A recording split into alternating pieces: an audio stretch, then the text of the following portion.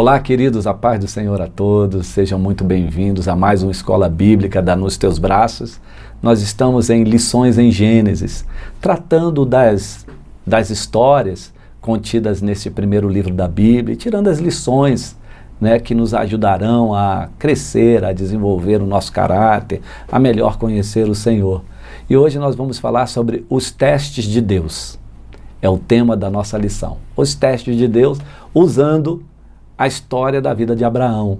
Por isso eu convido você a ler comigo o que está escrito em Gênesis, no capítulo 12, versículos de 7 a 10. Diz assim: E apareceu o Senhor a Abrão e disse: A tua descendência darei esta terra. E edificou ali um altar ao Senhor que lhe aparecera. E moveu-se dali para a montanha do lado oriental de Betel. Armou sua tenda, tendo Betel ao ocidente e Ai ao oriente. E edificou ali um altar ao Senhor. E invocou o nome do Senhor.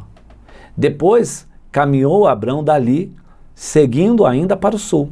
E havia fome naquela terra. E desceu Abrão ao Egito para peregrinar ali, porquanto a fome era grande na terra. Bom, queridos, hoje eu quero falar sobre os testes de Deus e usar a vida de Abraão. Porque a vida de Abraão, como falei na aula passada, ela é rica, é uma referência. Abraão foi testado por Deus. Ao mesmo tempo que Abraão era devoto e consagrado e levantava altares ao Senhor, onde Abraão chegava numa nova terra, em algum lugar, ele levantava um altar. Ele se consagrava ao Senhor.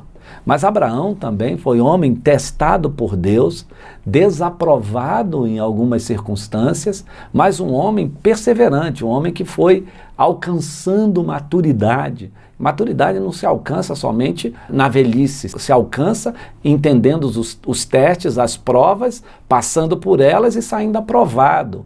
Então, Abraão já na sua velhice, quando ele procurava, já queria uma esposa para Isaac, ele manda um servo procurar uma esposa, e olha o que o servo diz de Abraão no capítulo 24, versículo 40. Ele diz que Abraão disse assim: O Senhor em cuja presença eu ando. Aqui mostra a característica da maturidade de Abraão, já na velhice. O Senhor em cuja presença eu ando. Então ele já tinha uma convicção tão forte da presença, uma fé tão grande de que Deus estava com ele, que ele não diminuía nenhuma sentença ou oração sua naquilo que dizia respeito à presença de Deus na vida dele.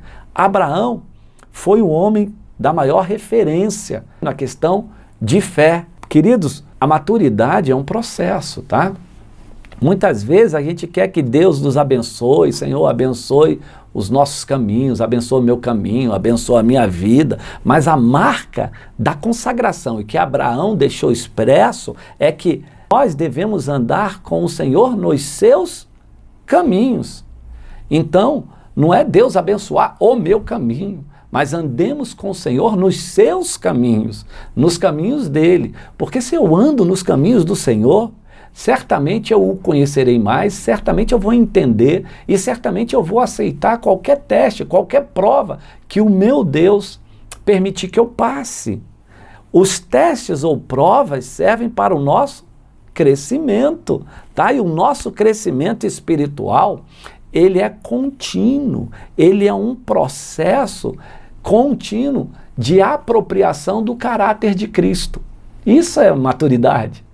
Todos os dias eu vou me apropriando do caráter dele, até que eu tenha o caráter de Cristo. Mas isso não é de um dia para o outro. Você não nasce hoje em Cristo e amanhã você tem o caráter dele, porque para ter o caráter dele, você precisa ser aprovado, precisa conhecer os seus caminhos e ser aprovado por ele. E isso é um tempo muito grande. Em Salmo, capítulo 84, versículo 7, diz que nós andamos de força em força. Olha como é o alcance da maturidade. De força em força. Paulo, escrevendo aos Romanos, capítulo 1, versículo 17, diz que nós caminhamos de fé em fé. Em 2 Coríntios, capítulo 3, versículo 18, Paulo fala que o Senhor nos ordena andar de glória em glória. Então, olha só como é que é o caminho da nossa maturidade ou do nosso crescimento. É de força em força, de fé em fé, de glória em glória. Em todos esses momentos e esses passos, nós somos provados pelo Senhor e podemos perfeitamente sermos aprovados por Ele. Porque em João, o nosso apóstolo João, ele diz que tudo isso vem sobre a nossa vida porque nós também recebemos a graça e vivemos graça sobre graça, ou graça abundante. Então Deus nos dá graça suficiente para que a gente cresça e amadureça, mas não tenha dúvida, você precisa ir de força em força, você precisa andar de fé em fé, e você precisa crer e traspassar os muros de glória em glória. Então é um esforço humano. Deus nos trata assim, porque a prova, querida, ela produz força, a prova produz perseverança, a prova produz fé e glória. É assim que Deus nos prova, para que amanhã, quando você estiver mais maduro, você diga assim: eu falo e ordeno na palavra do meu Senhor, em cuja presença eu ando. Que forte, né, que Abraão falou. Eu quero saber hoje em dia quem é capaz e está capacitado para dar uma declaração dessa e dizer: o meu Senhor em cuja presença eu ando. Nós vamos chegar lá, eu e você. Mas a vida cristã não é brincadeira. A vida cristã não é uma vida que você chegou e está tudo pronto. A despeito de muitos falarem que a graça, ela deu tudo, já está tudo certo. Verdade, verdade. A graça é poderosa, Jesus já fez tudo. Mas você ainda precisa ir de fé em fé. Você precisa ainda andar de glória em glória. Você ainda precisa andar de força em força. Senão essas coisas teriam retiradas do Novo Testamento, né? Romanos, Coríntios, isso tudo fala do esforço humano. Isso tudo fala da gente. Então a graça já realizou tudo em Cristo, e a graça em você te potencializa para você vencer todas as etapas da sua vida de crescimento e das provas que porventura sobrevirão sobre ti. Então eu preciso hoje de falar sobre Abraão, que passou por muitos testes, para que nós comparemos também alguns que nós estamos passando ou passaremos. Então, eu queria selecionar para vocês algumas provas que Abraão passou. E a primeira prova que ele passou foi a prova da fome. Foi a prova da escassez. Olha o que diz em Gênesis capítulo 12, 10. Diz assim: e havia fome naquela terra, e desceu Abraão ao Egito, para peregrinar ali, porquanto era grande a fome na terra. Abraão desce para o Egito para ali ficar. Então podemos dizer, queridos, que Abraão, ele caiu, querido. Ele caiu da fé. Ele estava começando. Eu já liberei um vídeo para vocês sobre a bênção de Abraão. Volte lá e assista. Porque a bênção estava nele. Quando ele chega na terra, ele não vê nada, mas Deus já tinha abençoado a vida dele. E aqui é um teste, porque Deus manda ele para a terra que mana leite e mel, mas quando chega lá ele encontra fome. E o que ele faz? Desce para o Egito. Então a primeira prova que Abraão passou foi a prova da fome. A prova de não ter recursos, de não ver saída, de não ver nada. Então em que o Abraão errou? Ele é uma referência para nós, mas ele errou. Olha só, o Abraão, está no capítulo 12, versículo 10, ele agiu confiando na sua própria avaliação. Então o teste de fé, você não pode avaliar segundo os seus olhos. Ele olhou para a terra e falou: tem fome aqui, não dá para fazer nada nesse lugar. E quantas vezes nós estamos passando por dificuldades na vida, passando por testes de escassez, de fome, e a gente faz a avaliação do que está ao nosso redor. Ele estava na terra prometida, ele estava em Canaã, a terra que mana leite e mel, mas estava vendo fome. E realmente ali existia fome, mas o Deus dali é o Deus da riqueza, é o Deus que não está em crise, é o Deus que é rico, é o Deus que é poderoso. Então nunca faça avaliação segundo seus próprios olhos quando você está sendo testado na área da fome, da escassez. Quando você está testado, no momento em que você não vive em abundância, não é rico, não tem as coisas são tudo medidas, contadas, tudo, meu Deus, cadê o Senhor? Não avalie somente pelo lugar onde você mora, né? Pela mesa que você tem. Não avalie por isso, porque o erro de Abraão foi avaliar segundo a vista dele. Canaã não presta. Quem presta? O Egito, e o Egito é um símbolo do mundo. Às vezes, e eu na minha caminhada já vi muita gente deixar de ir à igreja ou virar as costas para a comunhão, porque o mundo tinha mais opções, mais alternativas. Quantas pessoas escolheram grandes negócios que o afastaram do Senhor? Quantas pessoas escolheram o mundo e os seus prazeres e afastaram o Senhor? Porque na avaliação dos seus olhos, a igreja está morninha. A igreja não tem muito a lhe oferecer. E o indivíduo, ele é um indivíduo que sempre quer. Se você vai fazer um acordo, você diz assim, o que o outro tem a me oferecer? Qualquer coisa, seja ONG, seja entidade filantrópica, seja pactos ou contratos com empresas. O outro lado sempre o faz pensando o seguinte, o que é que eu ganho com isso? Isso é o ser humano. Então, quando Abraão olha a terra, ele diz assim, na minha avaliação, essa não é a terra que emana leite e mel. A terra que emana leite e mel está lá no Egito. E é para lá que eu vou. Então ele cai. Para ele, lá no final da vida lá dele, ele dizer assim, o Senhor em cuja presença eu ando, ele teve que aprender. E o primeiro teste foi a escassez, a fome. Então ele decaiu por causa disso. Mas ele também usou a mentira para alcançar os seus propósitos. Olha o que diz o versículo 13. Ele faz um combinado com a Sara, porque a Sara era meia-irmã dele. Ele conta uma mentira para alcançar o seu propósito. Ele conta uma mentira para estar no lugar onde tem abundância. Ora, a mentira para alcançar um propósito é uma desgraça. É uma coisa que nunca deve estar no coração ou na boca de pessoas que creem em Deus. É mentira. O pai da mentira é o diabo. Os filhos do diabo falam mentira. Então Abraão, ele usou de uma mentira, ou de uma meia-verdade. Eu também tenho um vídeo falando disso aqui. A meia-verdade também é uma mentira. Então, para alcançar um propósito, não use meios escusos ou meios não tão transparentes para que você alcance um propósito, porque tudo em Deus é luz, e fora de Deus não há verdade. Ele fez isso e olha, por fim, dentro dessa prova da fome, ele perdeu de vista o plano de Deus para a sua vida. Compare o capítulo 12, o versículo 2 e o versículo 12 desse capítulo. No versículo 2, o Senhor faz uma grande promessa para Abraão. Abraão, eu vou te abençoar naquela terra, terra que emana leite, farei de você uma descendência grande, você será abençoado, isso, aquilo outro. Deus fez uma aliança tão tremenda, tão poderosa com Abraão, que quando Abraão chegou no lugar e viu fome, foi para o Egito. Olha a situação de Abraão no versículo 12. Abraão estava falando com o faraó.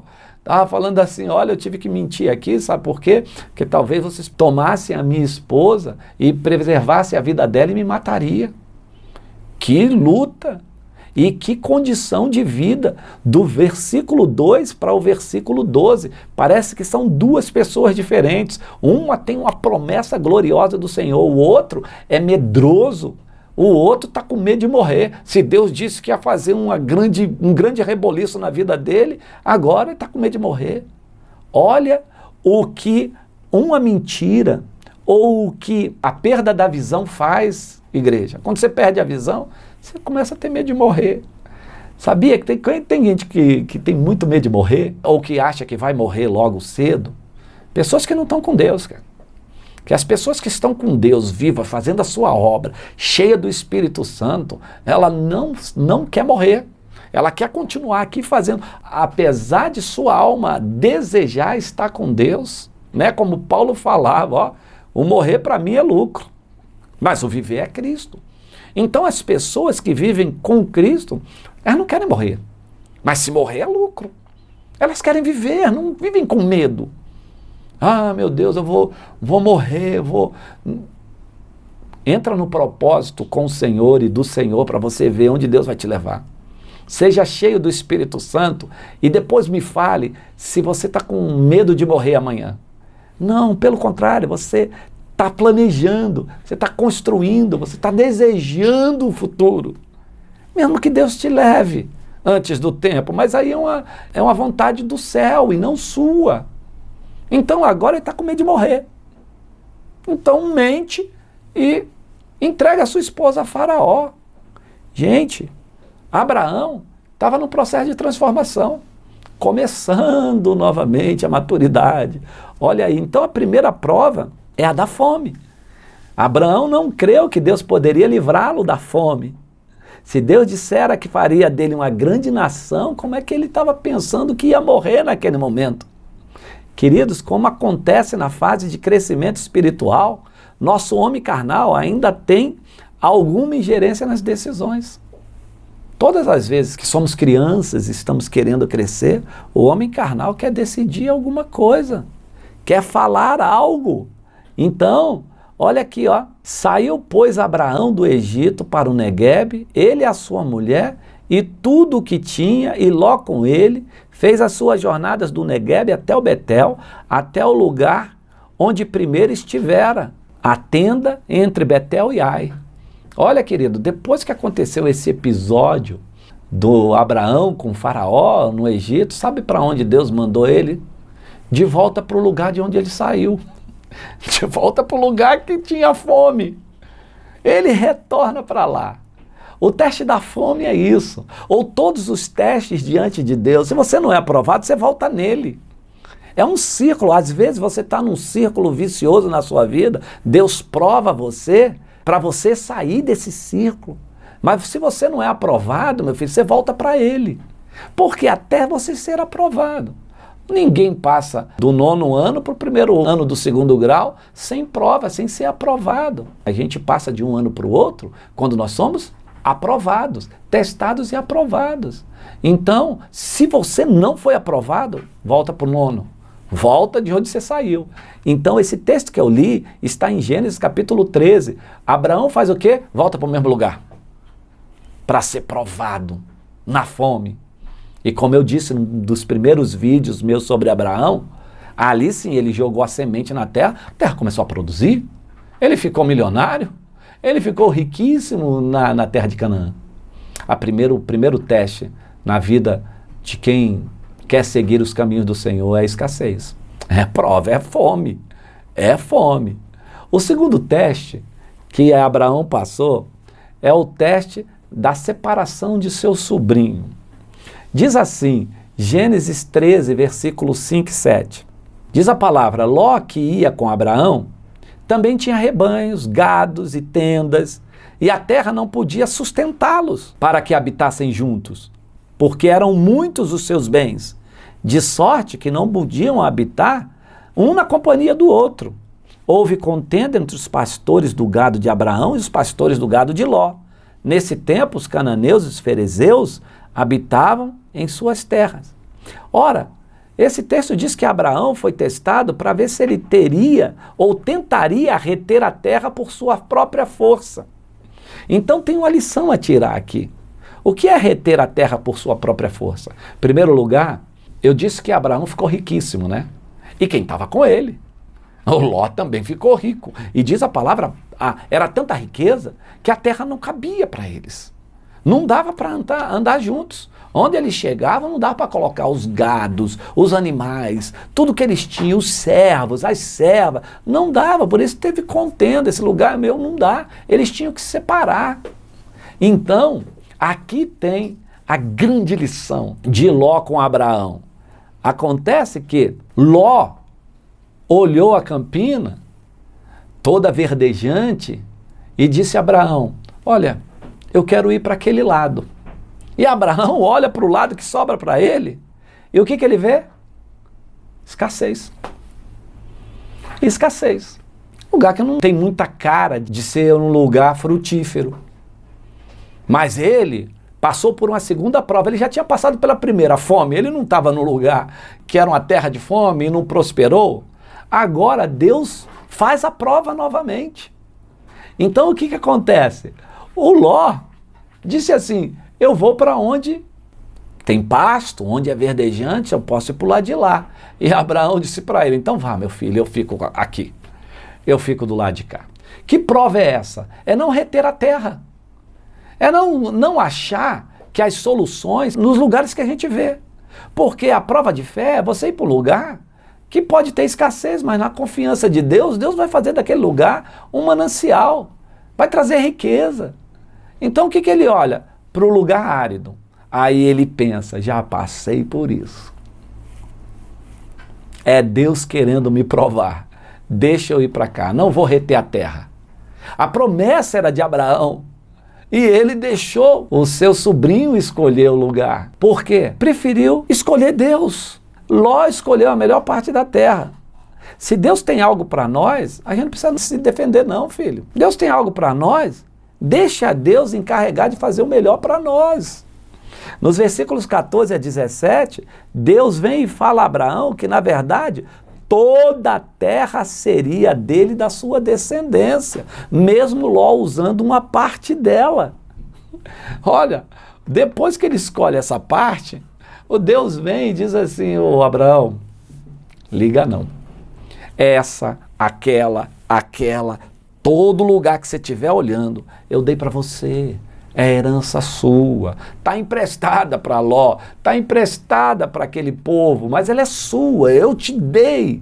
Então a prova, a segunda prova, é a prova onde você não retém a terra aos seus olhos. É assim, não acredita que o lugar que você está é escassez para a vida inteira.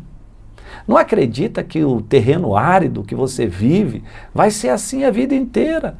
Porque onde você pisar a planta dos seus pés, você conquista.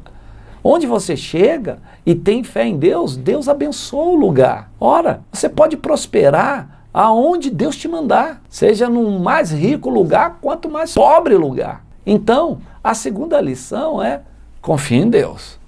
Não põe os seus olhos na terra. Não põe os seus olhos nas coisas, nos homens, confie em Deus. Às vezes você pode falar assim, não estou prosperando muito aqui, confie em Deus. Não saia do propósito sem que você tenha uma palavra direcionada do Senhor. Então quando você passa disso, o Senhor prova Abraão em outra coisa. O que ele prova? Nas riquezas. Abraão já tinha muito dinheiro, tá? Mas tem gente que é provado que tem rico e vira miserável. Quanto mais tem, mais quer. Então o terceiro teste é rejeitar riquezas alheias, ou riquezas, neste caso, de Sodoma. Olha o que diz a palavra do Senhor em Gênesis capítulo 14, versículos 11 e 12. Tomaram, pois, todos os bens de Sodoma e Gomorra e todo o seu mantimento e se foram. Apossaram-se também de Ló, filho de Abraão, que moravam em Sodoma, e dos seus bens e partiram. Abraão, queridos, não alimentou nenhuma queixa contra Ló, dele ter escolhido a melhor parte. Também não pensou que aquilo era um castigo de Deus. Abraão se dispôs a livrar Ló do cativeiro. Aqueles que estão posicionados diante de Deus não guardam ressentimentos. O Abraão era rico e por causa da riqueza de Abraão, Ló se tornou um homem rico. E sabe o que Ló fez? Depois que ele foi levado cativo por 5 reis, eles tomaram todos os bens, todas as riquezas de Ló. Abraão não se ressentiu com isso. Quando disseram que Ló estava preso, Abraão não pensou, vou atrás da riqueza, que essa riqueza também é minha, desse dinheiro. Não, ele foi atrás da vida, atrás de Ló, atrás do propósito. Ele não ficou ressentido se Ló perdeu os seus bens. Não, ele se preocupou com a vida. E aí o que faz Abraão? Abraão vence esses reis e depois, no final de tudo, que ele consegue resgatar Ló e grande parte que os reis haviam levado como os despojos de Sodoma, né? E do próprio Ló, o Abraão volta para sua casa, mas antes disso o rei de Sodoma diz assim, meu filho, leve esses bens para você, toma essas riquezas aqui por causa do seu ato heróico. Abraão, não quero, eu não quero os seus bens. Então a prova da riqueza é você saber o que lhe é devido. Quando eu falo de riqueza, gente, eu penso assim, todo homem pode ser rico, desde que a sua riqueza esteja disponível ao Senhor. De tal maneira, a hora que Ele quiser usar, está disponível. E não reter tudo para você. Generoso, disponível. Quem quer ser rico tem que ter o coração disponível para Deus. As pessoas querem enriquecer, né? Mas depois passa pelo teste da riqueza. Não devolvem nada, deixam de ser generosos, esquecem dos amigos, esquecem da igreja que o projetou. Sabe, gente? No futebol, os contratos do futebol, quando formam garotos, meninos ainda, né? Que aspiram ser jogadores de futebol e é um protótipo de craque, eles fazem contratos com esses garotos, quando eles atingem a maioridade, e vendem esses garotos para outros clubes, mas fica uma cláusula. A cláusula é, existe um percentual para o clube formador. Então, se você vende um garoto e ele se torna um craque amanhã, quando ele for revendido a milhões, uma parte desse dinheiro vem para o clube formador. É só um parênteses para dizer, muita gente começa na igrejinha dentro do mato, a igrejinha pequena, depois sai de lá, aceita o Senhor, tem uma alegria com seu pastor, depois bate asa e some, enriquece e esquecem de onde comeram os primeiros pães e tomaram os primeiros potes de leite, que é da igreja, do seu pastor, de onde você saiu. Era bom que tivesse um contrato da igreja formadora, né? Então ficou rico. Volte e abençoe quem te abençoou. Talvez Deus esteja levantando você para reconhecer pessoas que passaram por seu caminho, que te ajudaram, também que ajudaram na sua formação. O que fez Abraão? A prova de Abraão, esse teste da riqueza, é um teste muito importante, porque passa pela fidelidade, pela generosidade, por lembranças de quem o ajudou a chegar do outro lado. Então Abraão não se importou se Ló perdeu algo. Muito pelo contrário, Abraão despediu-se de Ló e ainda ajudou Ló novamente a prosperar em seus caminhos, não aceitando nenhum dinheiro vil, nada de Sodoma, nada que não pertencesse ao próprio Abraão. Então o teste do dinheiro é um teste que todos nós vamos passar. Você nunca passou por isso. E pede que Deus te faça próspero, se prepare para ser generoso, se prepare para ser provado por Deus, porque da mesma maneira que Deus concede essa graça de obter, Ele também prova você na área de reter. O quarto teste que Abraão passou foi o teste do tempo. Que teste é esse? O grande teste para a nossa fé é o tempo. Sabe por que é o teste do tempo? Porque o Abraão teve a promessa de ir para uma terra que mana leite e mel.